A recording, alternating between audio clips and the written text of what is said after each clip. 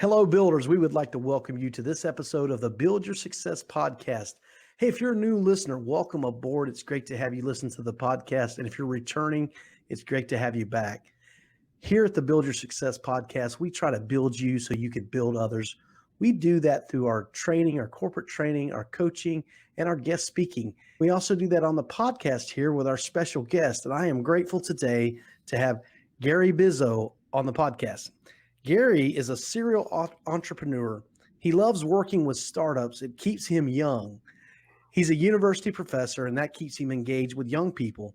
He collects musical instruments, plays the guitar, the sax, the clarinet, the keyboard. So he's very talented and musician, and he loves new challenges and opportunities. So welcome to the podcast today, Gary.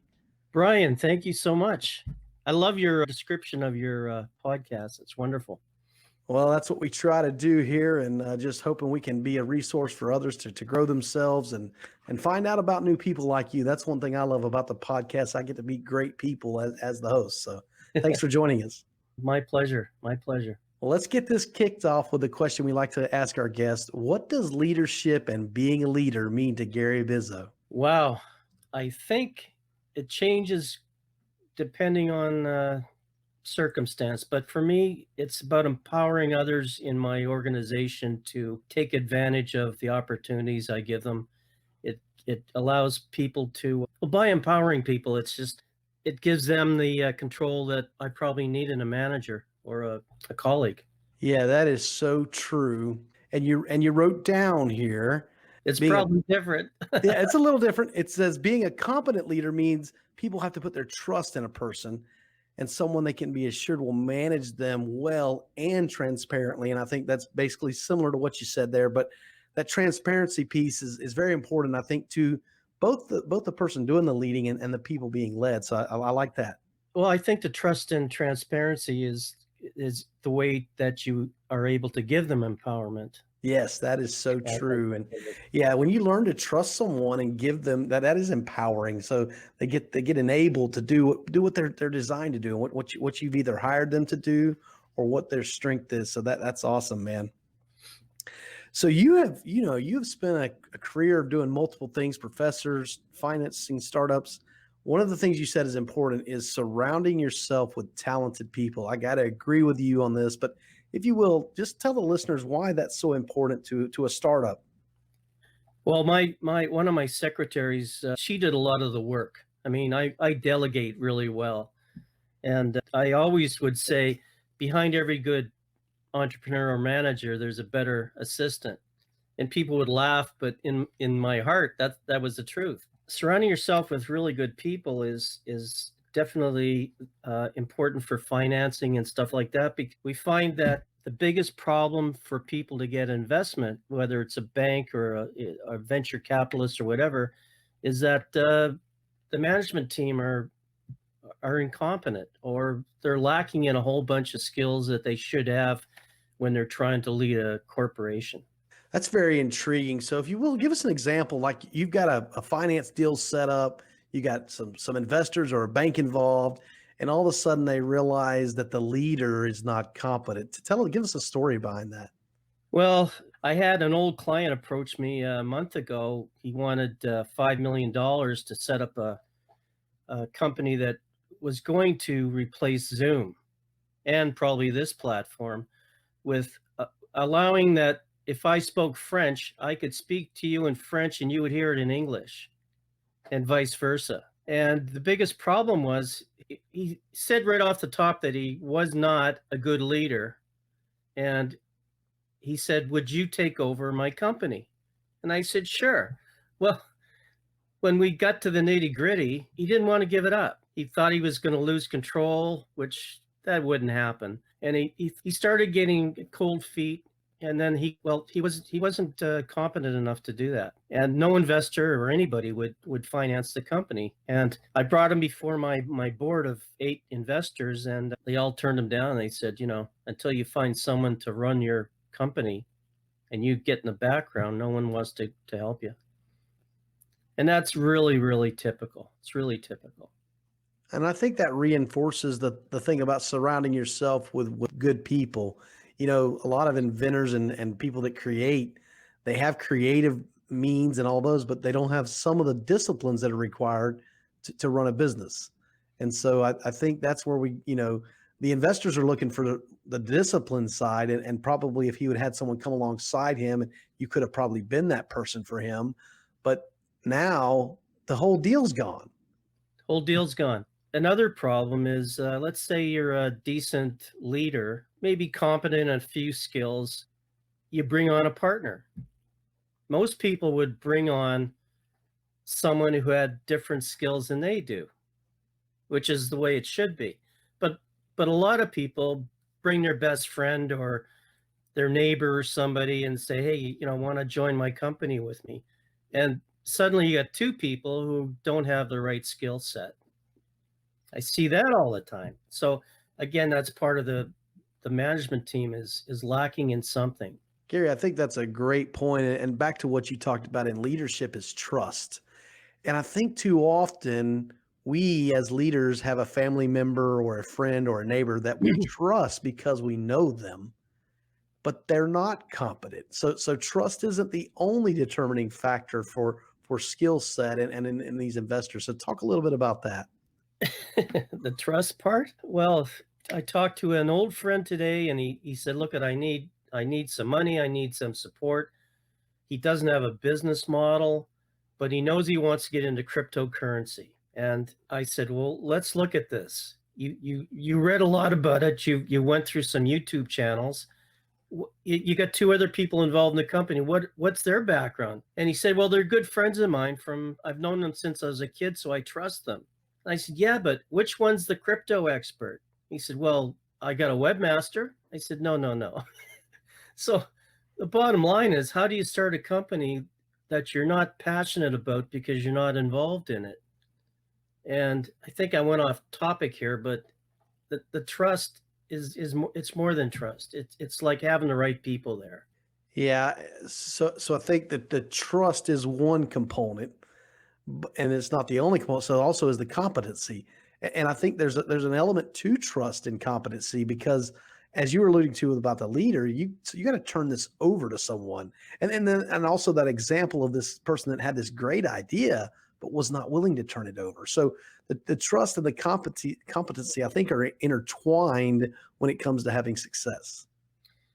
It's totally. So the trust, the empowerment, if you're going to have people working for you, you have to, or working with somebody, you have to have that level of competent trust in their competence, I suppose, as well as trust in them as a person. I've gone through too many partners who were not the partner type. They should always be left in the dark in a closet somewhere and ignored. Be the quiet investor, the silent investor, huh? A real silent one. Well, in your application, you talked about financing disruptive technologies. I know that that things that disrupt are major. In Henry Ford's day, the disruption was going from horse and buggy to an automobile. And so today we've got these things that are we're on the verge with all the technologies, all the electric vehicles, and all this stuff that is we're on the brink of some major changes that are very disruptive. What are some examples of ways you finance some of these disruptive technologies? Well, I'm a major shareholder, and I'm the former CEO of a company. I set it up with my buddy. He's a physicist, and he's come up with an energy alternative to the Tesla battery. Think about that for a minute. It will power a Tesla forever, and it will be the size of a cell phone. And we're really close. We have prototypes that are running ATVs at the moment, and we're going to have a real prototype for something like a vehicle by the fall. That's one. That would certainly be very disruptive. So that's hey, you heard it here on the Build Your Success podcast. There's a new battery coming. That's awesome. Yeah, well, it's not even a battery.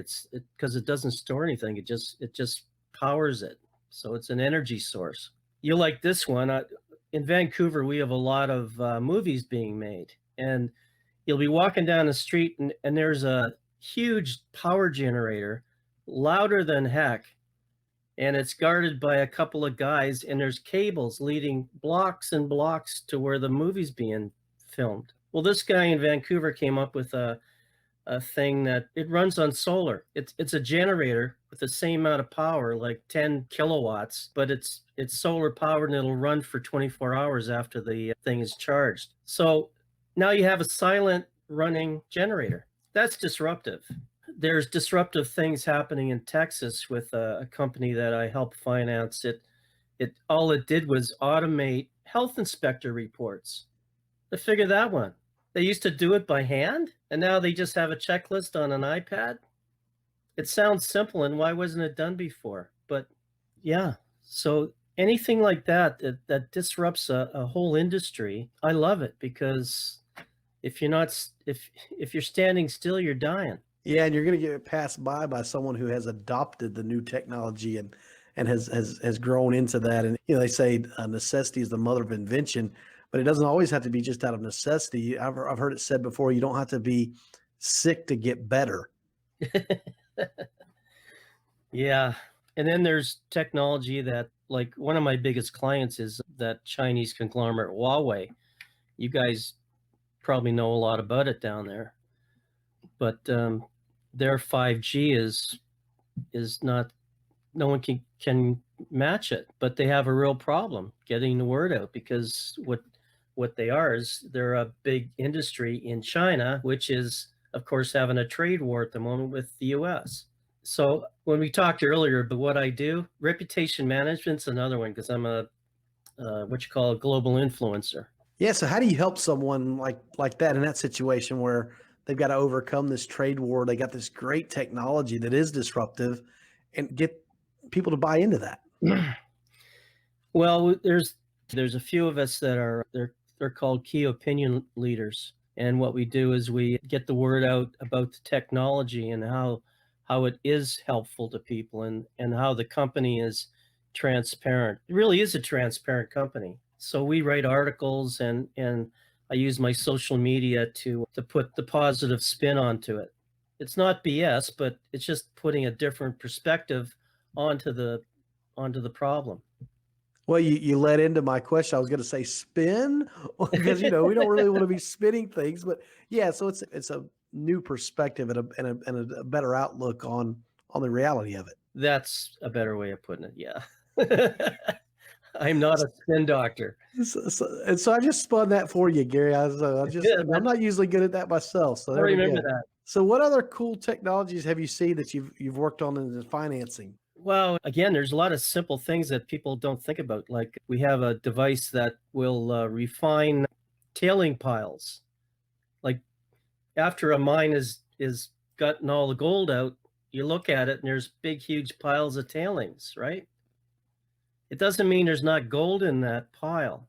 So we invested in a company that actually has a technology that goes after it one more time. And it works like unbelievably. On a sustainable bioenergy side, we do biomass. We have machines that we've invested in that you can put anything in it and it'll convert it to energy without throwing piles and piles of pollution in the air. So it doesn't have to be, skookum incredible, but it does have to be innovative and disruptive. Innovation's the key here, right? If it's saving money, if it's saving time, if it's saving resources, then to me that's an interesting thing to get into. Yeah, and I am usually dumbfounded by some of the simple things that have made people millionaires. Like it's just sometimes dumbfounding. You realize, wow, if somebody else would have just been first to market with that, it was a simple idea. First to market, man. You said it. So tell me how you help young people, because I love that part of your application where you're working in startups and that keeps you young to work with young people. So let's hear a little bit about that. Well, I don't talk down to them for one thing. I mean, they treat me like an equal and they get it back in spades. I know how they think. I think the hardest thing is to talk to millennials from someone my era. They just don't understand it, but I do. I teach consumer behavior at the New York Institute of Technology. So I understand what they want to see in a product or a company. I listen to them. I mean, it's a skill that some people don't have anymore. So treating them like an equal, listening to them, and trying to understand their side of the question. Again, it's just leading by example. I want them to treat me the way I'm treating them. Gary, I think that's wonderful. You didn't know this, but I'm working on a workshop about listening. And so I am in got copious amount of notes and a program I'm working on that I'm going to deliver in June. And a Wow. lot, can you believe a live event, man? We're going to do it live. Well, you're And brave. yeah, but it's all about active listening and caring. And I got to agree with you. I was at an event one time and spoke, and I got up behind a guy. He had just tore millennials up one side down the other. They don't want to come to work. They want to play with their phones instead of working. He did all the, just degrading them, and really, and you're not going to get anything out of someone you degrade. And I said, you know what? I really think that the millennials may have some of the answers to our problems. In the construction industry, we have a workforce shortage in trade labor, craftsmen. And I really have this vision that this new computer AI is going to teach people to be a pipe fitter. It's going to teach them to be a pipe welder. It's not going to be so much in the brain learning all this stuff. You're going to hold your tablet up to something, and it's going to tell you what to do to it to make it right, because the drawings are already done by someone. Yeah. And so now it's just a matter of, okay, turn the 90-degree elbow this direction and line it up, tack it. That's gonna be advancing. You talk about having some things that are disruptors. I really believe that's another thing. So these young people that have learned to play video games, learn to do things virtually, we could probably use that to our advantage. Well, when was the last time you bought something that had directions on it? I'm talking Well, mainly software or something, right? I mean, kids are intuitive now. They don't need it. And the software developers know that. Saves them a lot of money. without a doubt. Yeah, that's great. Well, Gary, we're at the place in the show here. We got to wrap things up. I'd love for you to tell our listeners how they can get in contact with you, where they can find out more about you. Well, I have a company with offices in Malaysia and Amsterdam, bizzointegratedmarketing.com. Thank you very much. My personal email that I like to get mail on is ceo@garybizzo.com. That's Bizzo. And I like listening to anybody who's got a project, or if I can give some feedback. It's called paying it forward, and I just love doing that stuff. So if you have an idea, question, just drop me a note. That sounds great, Gary. And I'm sure some of the listeners will check in and see how you're doing getting these investors put together. I know that's a challenge and something you specialize in. So thank you for being on the podcast today. And I know our listeners are going to get something from that. For the listeners, it was great to have you listen to the Build Your Success podcast today. Do me a favor, wherever you're listening to this podcast, go to that platform, give us an honest review, an honest rating, and share this podcast with others. I know Gary said some things that might help your friends, so share it with others. Hey, listen, I am doing this listening workshop. It's called Hear and Be Heard. And so you can find that at my website, buildcs.net. Go there. You're going to look for the events page, and then you can sign up right there for that event in June. It's going to be here in Lakeland, Florida. So, hey, it's a great time to come to Florida. We got beaches on both coasts. You can go to the West Coast or East Coast in the get through the seminar and go over there. So we appreciate you listening to the podcast today. Remember to build yourself and then build others.